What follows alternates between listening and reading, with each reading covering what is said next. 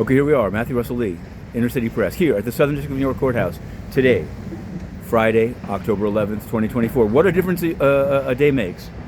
Yesterday, across the street, right over there by those golden doors, an enormous mob of media as the family of Sean Combs came out of the courthouse after his proceeding. The trial's been set for May 5th, 2025, and they're scheduled for discovery, and we're all over it. You can find the whole thing. We live tweeted it, but it was quite something, the difference. Today, there's nobody here, but did you know, in just a few short minutes, a man named Cole Bridges, also known as Cole Gonzalez, also known as Badass Jihadi, he was a U.S. soldier that tried to help ISIS while he was working for the Army.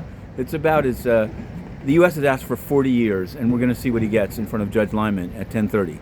We'll probably be live tweeting that one because it's something else. We've covered the case from the beginning.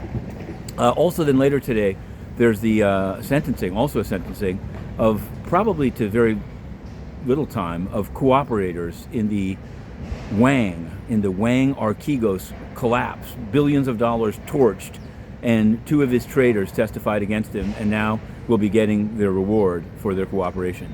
So we'll be covering that as well. Trump, meanwhile, speaking of appeals, intends to appeal the proposed further release by Judge Chutkan of information in the Jack Smith January 6th case. So we'll be following that appeal, as well, of course, as Sean Combs' appeal of his bail determination. Many people yesterday were expecting bail discussion, but once it's in the Second Circuit, that's where it is, and we'll eventually there'll be an oral argument there, and we'll cover it. Now, what can we say? Eric Adams beat. We're just waiting for the next indictment. Friday seems unlikely, so probably Monday, Tuesday.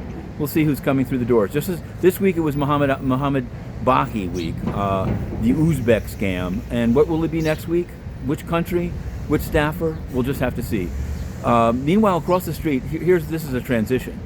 There is civil litigation against UNRWA, the UN Relief and Works Agency for the Near East, whatever it is.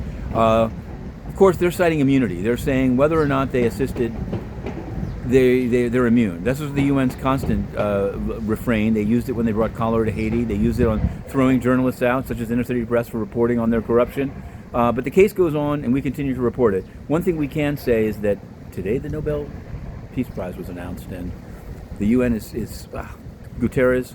He's so mad. He thought that his bloviating was going to get it for him. It's a Japanese atomic organization that got it, and you can check it out. And also the Nobel Literature, Han Kang, check it out. Check that out as well. It's definitely worth it.